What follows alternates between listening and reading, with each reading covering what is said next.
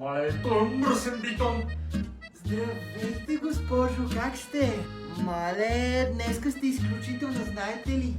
Между другото съм ви взела храна, защото знам какво е да работите по цял ден с келеши като нас. Вие сте героиня, заслужавате по-добро отношение.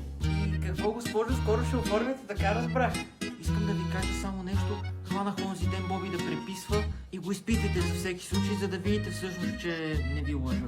Защото, госпожо, знам, на вас ви е трудно, на вас ви е гадно, аз не мога да ви оставя така. Вие ще се побъркате, ако продължавате.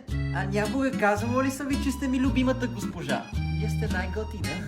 Да знаете, какво ония ден каза, че иска да се чупи от вашия час, така че да пишете отсъствие на всички, освен на мене. Аз ще дойда. Все пак съм ученолюбива и седа на първия чин. Добре, госпожо, аз ще ви оставям, че трябва да бързам за часа, за да може после да не пропуснем вашия. Довиждане.